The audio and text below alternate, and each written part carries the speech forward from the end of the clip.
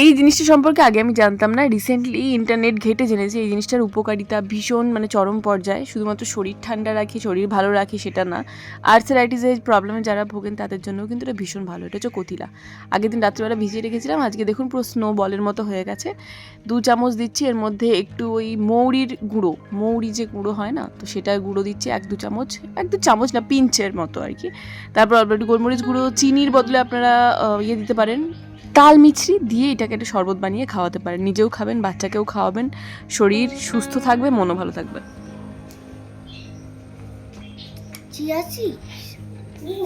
সকালে ব্লগিং এর শুরু হচ্ছে এটা দিয়ে, ঠিক আছে? কে কে দেখছেন এখনো পর্যন্ত জানাবেন।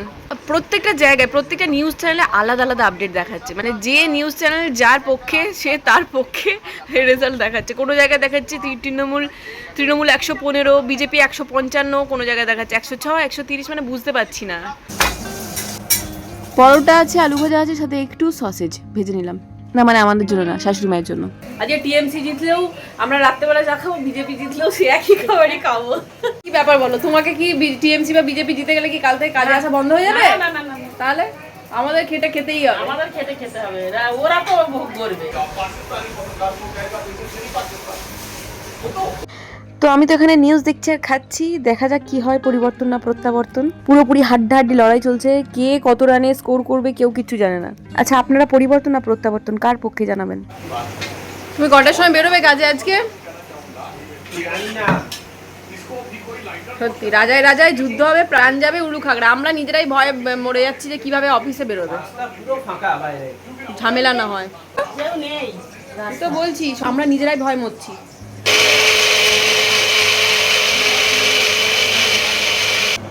তুমি কি করে জানলে? আচ্ছা, পোস্তটা রান্না করবো, পেঁয়াজে পোস্ত। আমি কালো জিরে দিচ্ছি না, শুধু কাঁচা লঙ্কা ফোড়ন দেবো, কারণ মিস্টার মুখার্জি কালো জিরের ফ্লেভারটা খুব একটা পছন্দ করে না। পোস্ত রান্না করতে করতে আমি আজ সুরাদিদির কথাটাই বলছিলাম যে বাবার মানে বাড়িতে পোস্ত বেশিরভাগই হতো বাবার জন্য। মানে বাবা এত পোস্ত ভালোবাসতো, একটা সময় এরকম ছিল যে পোস্ত ছাড়া ভাতই খেত না, মানে রোজ রোজ পোস্ত হতো। আর পোস্তর দাম যখন আকাশ ছোঁয়া হলো তখন মাঝে মাঝে তারপরে তিলটা আমরা অপশনে রেখেছিলাম। তিলে পেঁয়াজে যখন করতাম না এই পেঁয়াজ পোস্তর মতো, ওটাও আমার শ্বশুরমশাই বেশ ভালোই খেতে, মানে আমাদের বাড়ির সবাই ভালো খেতেন। তো এটা রান্না করতে করতে আমি সুলতা দি আর কথা বলছিলাম, তাই যে মানে কতটা জীবন অনিশ্চিত না, মানে আনপ্রেডিক্টেবল লাইফ। জানি না এই মানুষ আছে এই নেই, তার মধ্যেও এত ঝগড়া অশান্তি, মানে তাই ভাবছি কেন এইসব ভেবে ভেবে না আমি কিরকম একটা ডিপ্রেশনে চলে যাচ্ছি। জানি না মানে এই লাইফের আদেও কি মানে, এত ছোটাছুটি করছি, এত খাটাখাটনি করছি, কি মানে এই লাইফের। ফোড়ন দিয়ে হচ্ছে মুসুরির ডাল, পেঁয়াজে পোস্ত আর আলু পটলের তরকারি। ওর হচ্ছে 11 থেকে ইউনিট টেস্ট শুরু, যদিও বা ইউনিট টেস্ট কন্টিনিউ হবে গরমের ছুটির পর, বাকি দুটো থাকবে আর কি। তো যেটা বলার জন্য শুরু করলাম, আজ আপনারা সবাই জানেন আমি একটা হাউস রেন্ট করেছিলাম, যার জন্য আমি ওখানে আমার বিজনেস বলুন বা আমার কোলাবোরেশনের নানান ধরনের শ্যুট বলুন যেগুলো করতে পারি। বাট কয়েক মাস ধরে আপনারা দেখছেন যে ওই বাড়িতে আমি যেতেই পারছি না, আমার যাওয়া সম্ভবই হচ্ছে না। সব কিছু ব্যালেন্স করে আমার শ্বশুরমশাই যতদিন ছিলেন ততদিন শাশুড়িমাকে দেখে রাখা, ওষুধপত্রের ব্যবস্থা সমস্ত কিছু নিজেই করতাম। বাট এখন প্রবলেমটা ডিফারেন্ট হয়ে গেছে, এখন আমি এই বাড়ি ছেড়ে যেতেই পারছি না, সব মিলিয়ে মিশিয়ে। আর শুধু শুধু বাড়ির রেন্টটা আমি গুনছি, তো প্রচণ্ড গায়ে লাগছে ব্যাপারটা। আমার মনে হয় না আমি ওখানে গিয়ে কন্টিনিউ করা বা সেই টাইমটা দিতে পারবো যতদিন না পর্যন্ত একটা প্রপার ব্যবস্থা করতে পারছি, লাইক যে বাড়িটার দায়িত্ব নিতে পারবে। এবার সেরকম লোক পাওয়া না খুব মুশকিল, আর এত ইজিলি কারোর উপর দায়িত্ব ছেড়েও দেওয়া যায় না। এখন আমি ডিসাইড করেছি যে এখন আমি ওই রেন্টেড হাউসটা আর রাখবো না আপাতত, কারণ আমাকে যা করার এখানেই করতে হবে। আমি ঠিক করেছি বা আমি ডিসাইড করেছি আর কিছু মাসের মধ্যেই আমাদের ছাদের ওপরে যে এক্সটেনশন যেভাবে করে না, পুরোটাকে গ্লাস দিয়ে ঘিরে যেভাবে একটা রুম বার করে, তো আমাকে সেইভাবে একটা রুম বার করে কিছুটা ব্যবস্থা করতে হবে। যেহেতু ওখানে যাওয়া হচ্ছে না বা কাজ করা হচ্ছে না, তো শুধু শুধু টাকা গোনা এটা আমার পুরো একদম মানে গায়ে লাগছে, কড়কড় করছে। বুঝতেই পারছেন যতটাই হোক মানে একটা বাড়ির ভাড়া 8-10 হাজার টাকা মানে অনেকটাই। তো বেকার আমি যেতে পারছি না, যখন ভাবছি ওটা ছেড়ে দেবো, এই মাসেই ছেড়ে দেবো। একার পক্ষে তো সম্ভব নয়। তো সুলতা দিকে নিয়ে ভাবছি, সুলতা দিকে কাজ শেষ হয়ে যাওয়ার পরে জাস্ট 1 ঘন্টা করে প্রত্যেক দিন টুকটুক করে জিনিসপত্রগুলো আমি এখানে আনা শুরু করবো। আর তো ব্যাপারটা হচ্ছে এটাই, মানে কি ভাবলাম আর কি হয়ে গেল। ভেবেছিলাম এই করবো ওই করবো, কত কিছু প্লটিং করে, বাট আলটিমেটলি আমরা সেটাই করি যেটা ভগবানের ইচ্ছা হয়। কিছুই না, এসবগুলো বেকার, কিছুই না, টাইম নষ্ট, সময় নষ্ট। ঠিক আছে, বাট কথাতেই আছে ভগবান যা করে মঙ্গলের জন্য করে। তো এই হচ্ছে আমার প্রোডাক্ট স্টক, দেখতেই পাচ্ছেন এখান থেকে এখান পর্যন্ত, যেগুলো এখনো পর্যন্ত শেয়ারই করা হয়নি, যার মধ্যে বেশ কিছু পুরনো স্টকও আছে আর নতুন স্টকও প্রচুর এসেছে, বিশেষ করে পেন কালামকারির ওপরে। কোয়াড সেট বলুন, তারপরে কুর্তি বলুন, কিছুদিনের মধ্যেই কিন্তু আমি পেন কালামকারির ওয়ান পিসও নিয়ে আসছি। যেহেতু ছোট থেকে একটু আঁকা আঁকি বা ফ্যাশনের প্রতি আমার প্রচণ্ড ন্যাক ছিল, তো সেহেতু এখন কিছু কিছু আমি ড্রেস নিজস্ব ডিজাইন করছি, নিজস্ব ডিজাইন দিয়ে আমি কিছু কিছু ড্রেস বের করবো, আশা করি আপনাদের ভালো লাগবে। তো দেখা যাক, যদি আপনাদের ভালো লাগে, রেসপন্স ভালো পাই, তাহলে এইটা নিয়ে এগোবো, নাহলে এগোবো না। যেরকম র্যান্ডাম সেল করছি সেরকমই করবো আর কি। অনেকগুলো থ্রি পিস আমি একসাথে স্টক ইন করেছিলাম, তার মধ্যে এইটা একটা খুবই পপুলার ছিল, বাট আমার যেটা সব থেকে ভালো লেগেছে না, সেটা আজকে লাইভে আপনাদের শেয়ার করবো। যদি লাইভটা এখনো পর্যন্ত আপনারা না দেখে থাকেন, আমি ডিসক্রিপশনে লিঙ্ক দিয়ে দেবো, আপনারা ওখানে চেক আউট করতে পারেন, নতুন স্টকগুলো দেখতে পাবেন, আর পুরোনো স্টকেরও প্রচুর ইয়ে থাকবে। যদি আমাদের এঁচোড় কাটছে, এঁচোড়ের তরকারি হবে, টমেটো ঘষবে, আদা ঘষবে, আদাটা কুচি কুচি করে কাটো তো, শোনো না, আদাটা কুচি কুচি করে দাও, আমি মিক্সিতে বেটে নেবো। ঠিক আছে, কথা বলছি। তো এঁচোড় তরকারিটা করা হচ্ছে, রাত্রেবেলা রুটির সাথে খাওয়া হবে, বা তারপরের দিনও রেখে দেওয়া হবে, এঁচোড়টা করে রেখে দেওয়া হচ্ছে। যদিও রাত্রেবেলা আমাদের ম্যাগি খাওয়ার প্ল্যান, যাই না। তো আমরা তো সকালবেলায় জলখাবার খেলাম, মিস্টার মুখার্জিকে ভাবছি একটু চিজ স্যান্ডউইচ করে দেবো। এই চিজগুলো বেশি দিন রেখে দেওয়া ফলে না কিনা ওটা তেল চিটে গন্ধ ছেড়ে যায়, সেই জন্য আমি বেশি দিন রাখি না। চিজ যত তাড়াতাড়ি নিয়ে আসি তত তাড়াতাড়ি শেষ করার চেষ্টা করি। তো এই পেঁয়াজ দিয়ে, একটু গোলমরিচ, অরিগানো, চিলি ফ্লেক্স দিয়ে, একটু বেশি করে চিজ দিয়ে স্যান্ডউইচটা বানিয়ে দেবো, ব্যাস। দাদা গাধার জন্য মিরি, ওটা কি রঘুটাই ধরেছে ব্যাটা রঘুকে। কি সুন্দর খালি ছটপট করছিল, আয় বাবা তোকে আয় বাবা। এর নাম কি? রঘু। এর নাম মিরিন্ডা। মিরিন্ডা। ওকে নিয়েছে বলে ওর সাথে সাথে ঘুরছে। রঘু চলে রঘু, ওরে বাবা, চুলগুলো বেঁধে দাও না। ঝুটি করলে খুব মিষ্টি লাগে দেখতে, কত আদর, কত আদর। বন্ধু থাকলে এখন হ্যাঁ।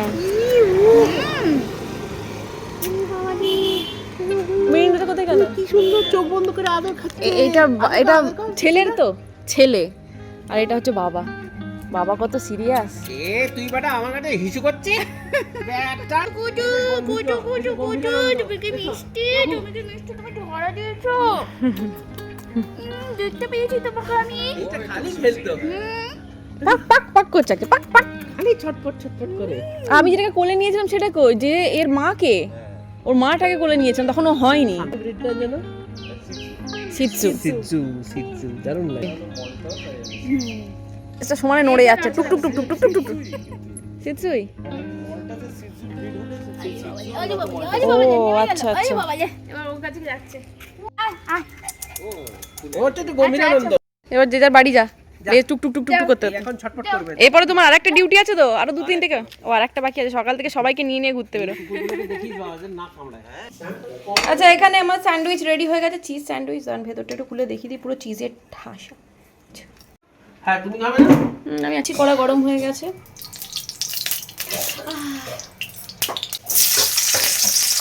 হাত করে নিয়ে এই কথাটা ভাবছি, ওর কথাই আমার ছেলে বলে। দেখো আলো আলো আকাশ। এবার একটু আম কাটতে বললাম, অনেকগুলো আম রয়ে গেছে, একটু আমের একটু চাটনি ফাটনি হবে, আমের ঝোল বা চাটনি টাইপের কিছু একটা করবো আর কি। চাটনিটা খুব ভালো লাগে। চাটনি করবো ভাবছি। কি বলছো? চাটনি করবি? কি ফোড়ন দেবো চাটনিতে? মৌরি, মৌরি না সরষে। মৌরি ফোড়ন দিয়েও করে কিন্তু। সরষে, মৌরি।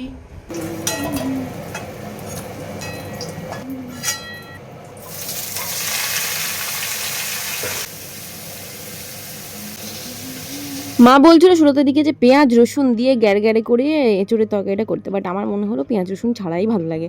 ঘি গরম মশলা দিয়ে নিরামিষ এঁচোড়ের তরকারি যতটা ভালো লাগে, পেঁয়াজ রসুন দিয়ে অতটা ভালো লাগে না। অবশ্যই পেঁয়াজ রসুন দিয়ে আবার এই চিংড়ি মাছ দিয়ে ভালো লাগে, এঁচোড় চিংড়ি।